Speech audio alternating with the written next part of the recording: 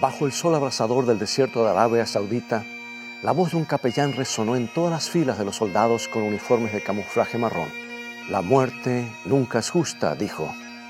Detrás de él, en una mesa, había un casco y un par de botas negras de combate que pertenecían al hombre cuya muerte habían venido a llorar. Más tarde, justo antes de las salvas, el primer sargento pasó lista y al llegar a un nombre lo llamó 3 veces: «Especialista Riggs», pero no hubo respuesta. El bravo infante, que había sobrevivido 7 meses en las operaciones Escudo del Desierto y Tormenta del Desierto, había durado menos de 24 horas en las calles de Detroit, su ciudad natal. Había sido asesinado a sangre fría en la calle, talado en lo mejor de su vida. «La muerte nunca es justa», dijo el capellán, y sus palabras hicieron que muchos se preguntaran: ¿por qué? Si Dios gobierna desde los cielos, ¿por qué aquí abajo en la tierra suceden tantas cosas que nos parecen injustas? Busca tu Biblia y en un momento más regresaré. Está escrito. Declara el mensaje final de Dios para nuestro tiempo. Presentando al Cristo viviente como la respuesta a nuestras más profundas necesidades. Está escrito. Con el pastor Robert Costa. Si Dios es tan bueno, ¿por qué sufre la gente? El especialista del ejército Anthony Riggs era muy apreciado por los hombres de la batería Delta a la que había sido asignado para interceptar misiles sobre el desierto árabe. Era una persona sociable, muy trabajadora. Sus compañeros lo llamaban bombilla de luz. Su batallón fue el que derribó más misiles en el escenario saudita. Anthony se había preparado bien para la acción. Bombita de luz no sabía el significado de correr a protegerse. Tenía una confianza especial. En una de las cartas a su familia escribió: «No hay ninguna posibilidad de que muera en este país. Por la gracia de Dios y su guía, caminaré nuevamente sobre el suelo de mi país». Para Anthony, la confianza en Dios no era un reflejo bajo el fuego. Había pertenecido a un grupo musical evangelizador en los Estados Unidos. Su pastor opinaba que era una persona cálida y gentil. Hablando de Tony, dijo el pastor, es la clase de persona que enfrenta sus desafíos y lo hace de inmediato. Bien, Anthony Riggs sobrevivió a la guerra y fue recibido en su pueblo como héroe. Resulta que al día siguiente de su regreso a casa, comenzó a cargar una camioneta de alquiler con las pertenencias de su esposa. Unos vendedores de droga se habían mudado a su vecindario en el noreste de Detroit. Y Anthony planeaba mudarse con su esposa y su hijastra Amber a una zona mejor en los suburbios. Bueno, aquella tarde jugó con Amber y luego durmió la siesta. Y a eso de las 2 de la mañana estaba sufriendo de insomnio por el cambio de hora y decidió terminar de cargar las cosas en la camioneta. Poco después se escucharon 5 disparos. Un vecino corrió de inmediato y lo vio tendido boca abajo con la cabeza contra el borde de la acera. Anthony Riggs jadeaba tratando de respirar, tosió y luego murió en la oscuridad. En todas las casas de Conley Street ondearon cintas amarillas en su honor. Fue un hecho terriblemente trágico y sin sentido. Ahí yacía un hombre que había actuado valientemente en los campos de batalla, que había sobrevivido a los misiles Scud, que llovían en el cielo nocturno, que había sido responsable, trabajador y con un futuro brillante. Incluso había sido un cristiano sincero. Y muchas personas preguntaron, ¿por qué él, habiendo tantas personas? ¿Por qué Anthony Riggs? Pero no parece haber una buena respuesta para explicar aquellos disparos que resonaron en la noche. Tantas otras personas son asesinadas y tantos otros nos dejan con el mismo interrogante: ¿por qué? Vemos niños que son fulminados por la leucemia y nos preguntamos ¿por qué? Vemos familias marcadas de por vida por causa de un padre alcohólico y nos preguntamos ¿por qué? Vemos corrupción, hambre, opresión y nos preguntamos Si Dios es bueno, ¿por qué este mundo es tan malo? Si Dios realmente ama a sus hijos, ¿por qué hay tantos que sufren de una manera tan terrible? Hoy quisiera compartir contigo una muy importante respuesta a esta pregunta. No es la respuesta completa, pero es un aspecto que hemos pasado por alto con frecuencia. Creo que una parábola de Jesús nos ayuda a comprender el origen de los pesares humanos. ¿Sabes qué? El maestro habló de un campo que había sido labrado y preparado para la siembra, y describió a un hombre bueno que plantaba la semilla en el campo con la esperanza de tener una cosecha abundante.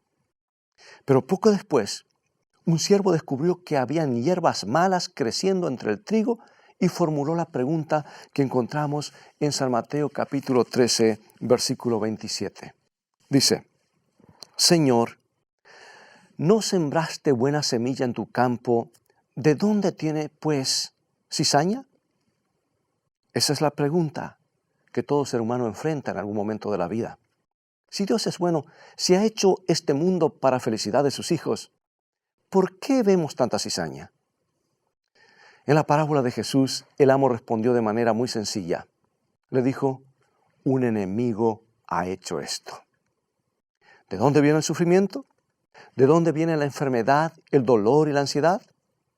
La respuesta de Jesús es, no ocurren por culpa del dueño del campo, él plantó la buena semilla.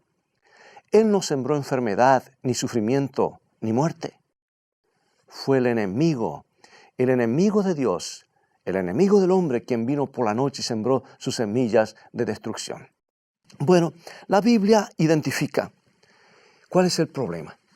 La Biblia identifica al enemigo con Satanás, un ser que se rebeló contra Dios y desató todo el problema del pecado. En las Escrituras, el diablo no es un personaje de ficción que anda por todas partes con un tridente. Es muy real y es el responsable de las tragedias reales. Nos preguntamos, ¿cómo comenzó todo?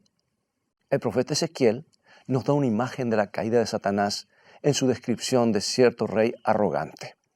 Ezequiel, capítulo 28, habla de un ser que era un modelo de perfección.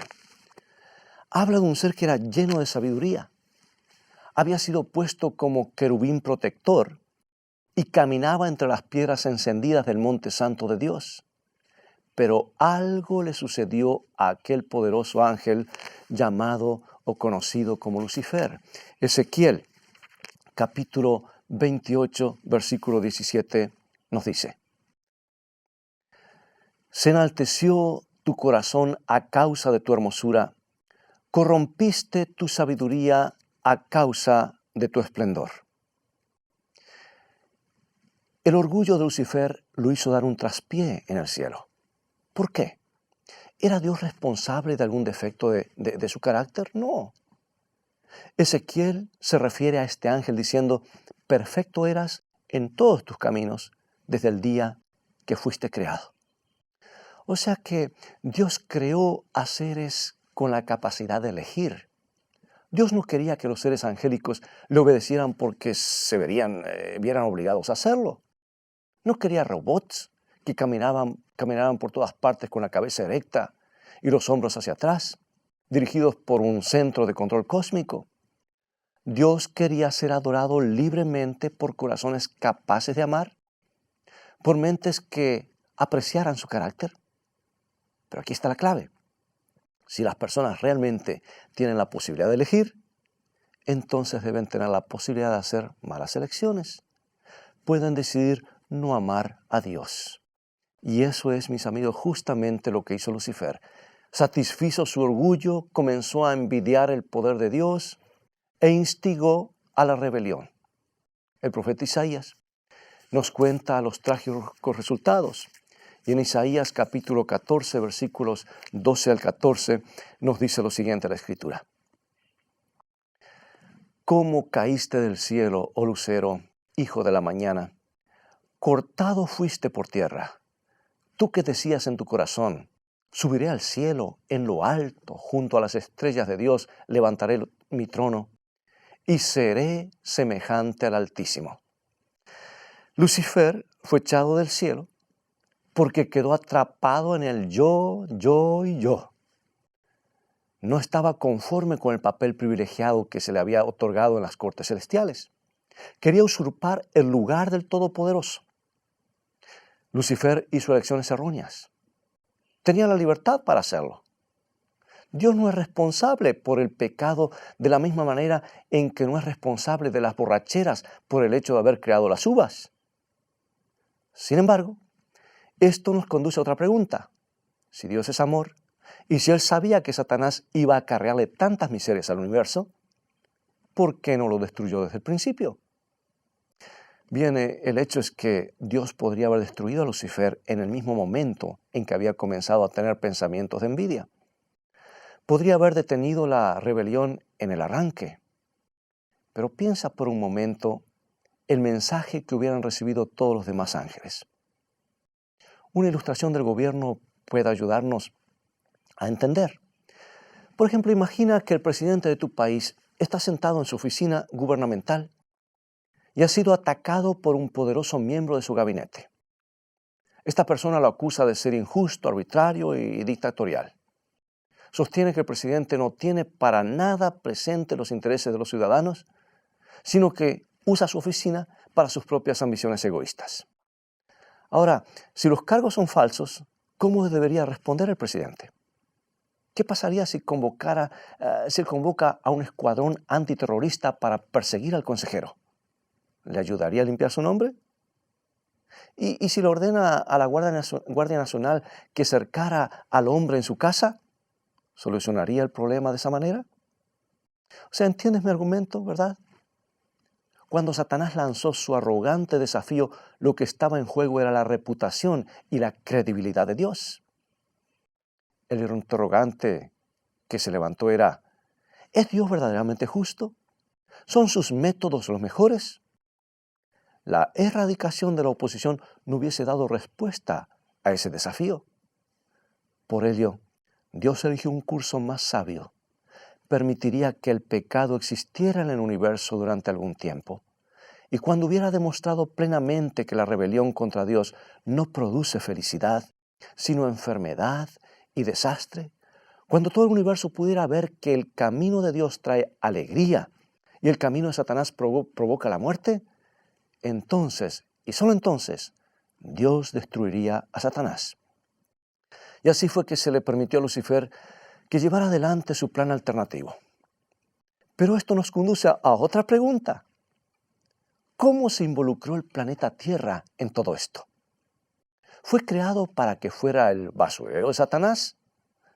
¿Estaban los seres humanos destinados a sufrir bajo su dominio? Bueno, el libro de Génesis nos dice que cuando Dios creó este mundo, todo era bueno, y eso incluye a los primeros seres humanos. Todo era perfecto en el Edén, pero Dios hizo a los seres humanos con la libertad moral y la libertad de elección, igual que a los ángeles. Podían elegir obedecer a Dios o apartarse de sus caminos. Cuando Eva se aventuró cerca del árbol prohibido, el árbol del bien y del mal, Satanás, disfrazado de serpiente, tuvo la oportunidad de esparcir sus mentiras. Eva le dijo que Dios había dicho que si comía del árbol moriría, pero Satanás respondió justamente lo opuesto. Génesis 3, 4 y 5. Entonces, la serpiente dijo a la mujer, no moriréis, sino que sabe Dios que el día que comáis de él, serán abiertos vuestros ojos y seréis como Dios, sabiendo el bien y el mal. En esencia, Satanás le estaba diciendo, tendrás más felicidad si me sigues a mí. Dios está limitando tu libertad. Y lamentablemente, Eva y su esposo Adán aceptaron esa mentira. Amigos, hoy podemos ver los resultados de esa mentira a nuestro alrededor. La opción de Satanás no se parece en nada a lo que dijo la serpiente en el Edén. Vivimos en un planeta de rebelión, un planeta marcado por la decadencia y la muerte. Y después que Adán y Eva comieron del árbol prohibido, se llenaron de culpa y ansiedad. Y cuando Dios vino al jardín a buscarlo, se escondieron de su rostro. ¿Sabes que desde entonces hemos estado escapando y escondiéndonos de Dios? El pecado produce separación entre nosotros y Dios, separación entre las personas. Las semillas de la primera guerra fueron plantadas en los corazones de los padres de la raza humana en ese momento de pecar. La razón por la que hay tantos abusos en los hogares, la razón por la que hay violencia en las calles, la razón por la que hay tanta animosidad en este mundo, es que el pecado ha infectado el corazón humano. Y cuando el hombre se separa de Dios, todo comienza a separarse, también comienza a separarse de sus semejantes. A la corta, la propuesta de Satanás produce muerte. Todas las tumbas que vemos son una confirmación de su gran mentira: no morirás. Y para colmo todavía les hace creer que siguen viviendo después de la muerte.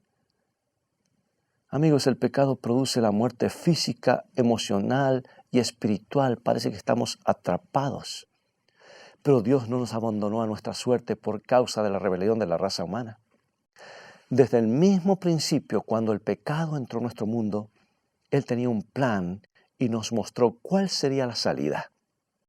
Dios le dio a la serpiente el mensaje de advertencia que se encuentra en Génesis capítulo 3, versículo 15. Y pondré enemistad entre ti y la mujer, y entre tu simiente y la simiente suya. Esta te herirá en la cabeza, y tú le herirás en el calcañar.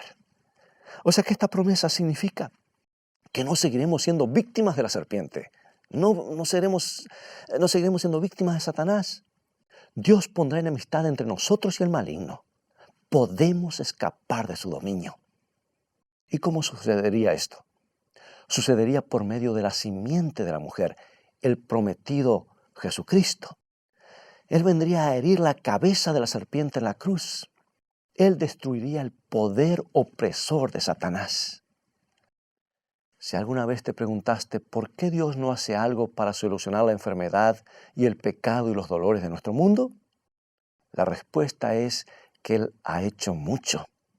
Ha dado todo al darnos el don de su Hijo.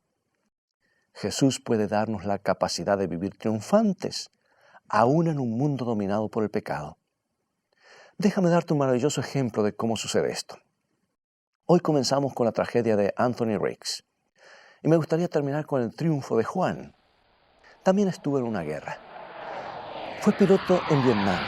Pasó 5 años y medio como prisionero de guerra en Hanoi, donde él y muchos otros pilotos debieron soportar un sufrimiento terrible.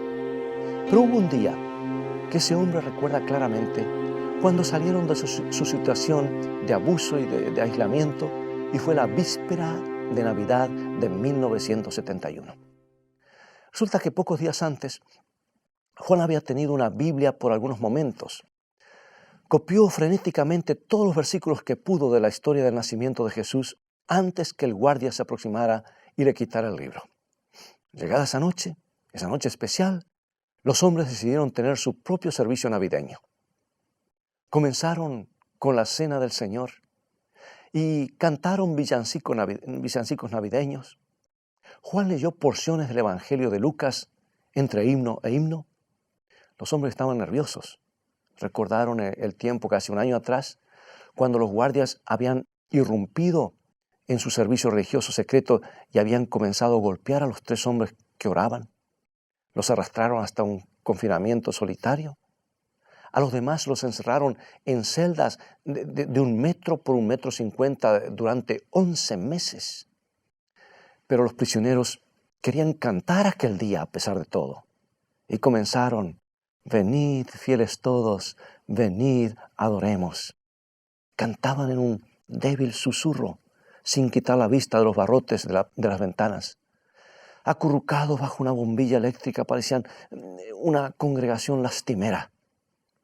Esos hombres, que habían sido oficiales magníficos, ahora parecían demacrados y quebrantados.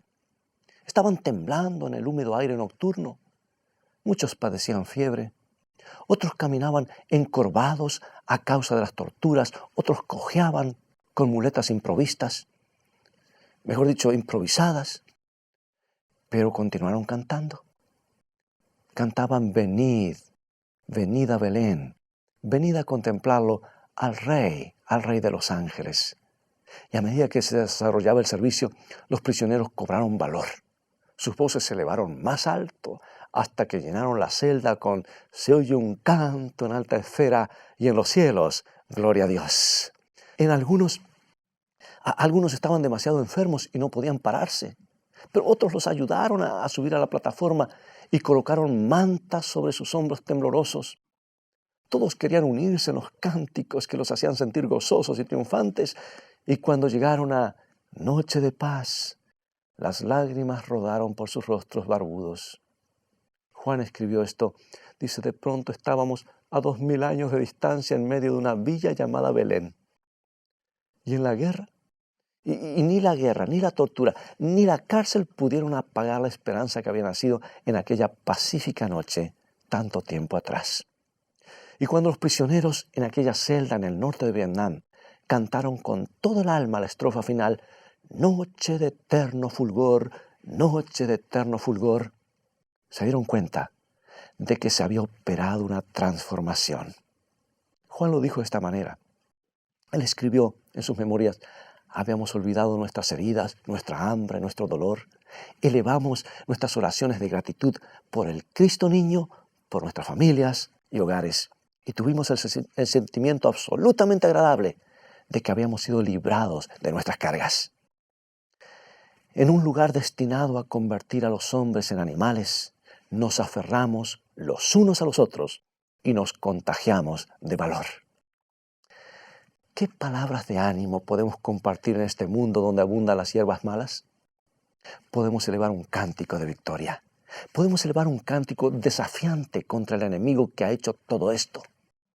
Porque sabemos que Dios ha unido su vida a la nuestra. Vino a este mundo y sufrió con nosotros. Y algún día triunfaremos con Él. Sí, gozosos y triunfantes, aún en medio de las penas y los sinsabores. Este es nuestro privilegio. Vivir de esta manera es nuestro privilegio si colocamos nuestra fe en el Rey de Reyes, que nació aquella noche de paz en la pequeña aldea de Belén.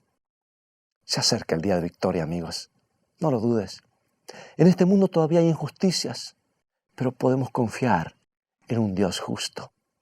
Él ahora mismo está llevando a cabo el juicio de los siglos. Sí, Él va a enderezar todas las cosas. Ten confianza, las cosas han de terminar bien. Es más, sabemos que han de terminar bien porque así lo dice su palabra. Y Dios siempre dice la verdad. Jesús ha de restaurar todas las cosas a su normalidad, a lo que fue antes que perdamos todo por las mentiras del diablo. Mientras tanto, ha de estar muy cerca de cada uno de sus hijos. Escucha esta descripción que hace mi autora favorita en el libro El Camino a Cristo, en la página 127 y 128, que siempre lo cargo en mi bolsillo para tenerlo cerca de mi corazón. Y dice así: miremos los monumentos conmemorativos de lo que Dios ha hecho para confortarnos y salvarnos de la mano del destructor. Tengamos siempre presentes todas las tiernas misericordias que Dios nos ha mostrado, las lágrimas que ha enjugado, las penas que ha quitado, las ansiedades que ha alejado, los temores que ha disipado, las necesidades que ha suplido, las bendiciones que ha derramado, fortificándonos así a nosotros mismos para todo lo que está delante de nosotros en el resto de nuestra peregrinación. No podemos menos que prever nuevas perplejidades en el conflicto venidero, pero podemos mirar hacia lo pasado tanto como hacia lo futuro y decir: hasta aquí nos ha ayudado Jehová. Según tus días serán tus fuerzas. La prueba no excederá a la fuerza que se nos dé para soportarla. Así que sigamos con nuestro trabajo donde quiera que lo hallemos, sabiendo que para cualquier cosa que venga, Él nos dará fuerza y proporcionada a la prueba. Y luego las puertas del cielo se abrirán para recibir a los hijos de Dios, y de los labios del Rey de Gloria resonará en sus oídos como la más rica música la bendición: venid benditos de mi Padre, poseed el reino destinado para vosotros desde la fundación del mundo. Entonces los redimidos serán recibidos con gozo en el lugar que Jesús está preparando. ¡Qué hermosas palabras! al darle al Salvador el control de nuestras vidas, nos elevamos por encima del sufrimiento, por encima de la tragedia, por encima de los problemas de este mundo. ¿Deseas tener la victoria? ¿Deseas unirte ahora conmigo en oración? Oremos. Padre Celestial, a menudo quedamos perplejos por la crueldad y los azares de la vida en nuestro mundo. Vemos que las cosas andan mal. A veces nos sentimos tentados a echarte la culpa. Y a veces lo hemos hecho. Pero ayúdanos a comprender quién es el verdadero responsable. Y ayúdanos a huir del enemigo que ha plantado las malas hierbas. Aceptamos, oh Señor, aceptamos a tu Hijo y acéptanos a nosotros como hijos tuyos. Aceptamos a Jesús como nuestro Salvador y Señor, desde ahora en más, y confiamos en Él, desde ahora para siempre, en el nombre de Jesús. Amén.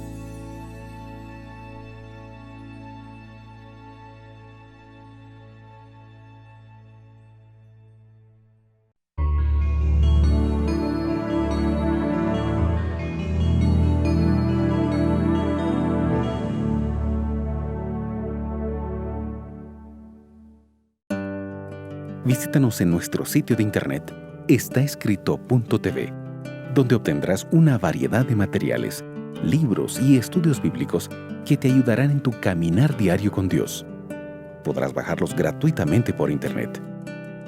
Visítanos ahora mismo en estaescrito.tv. Dios te bendiga y recuerda, tú vales mucho para Jesús. Él te ama más de lo que puedas imaginar. Bien, ha llegado el momento de despedirnos nuevamente y será hasta el próximo programa por este mismo canal. Lamentablemente no tenemos más tiempo y quisiéramos tener más para compartir más verdades de la palabra de Dios. Y yo quiero decirte, si estás pasando por una prueba y tienes grandes interrogantes, ve al libro de las grandes respuestas. Este es el mensaje que viene del corazón de Dios al corazón de cada ser humano, a tu corazón y a mi corazón. No te desanimes. Mira, pon tus ojos en Jesús. Es el autor y consumador de nuestra fe. Él tiene la respuesta. Y este libro es su carta de amor y es nuestro GPS para la vida en estos momentos inciertos y momentos de problemas que todos vivimos. Así que te invito a continuar estudiando los mensajes de esperanza de la palabra de Dios. Visítanos en nuestro sitio de internet, estaescrito.tv, donde podrás obtener una variedad de estudios bíblicos que te ayudarán en tu crecimiento espiritual y en tu caminar diario con Dios. Que el Señor te bendiga y recuerda, escrito está, no solo de pan vivirá el hombre, sino de toda palabra que sale de la boca de Dios.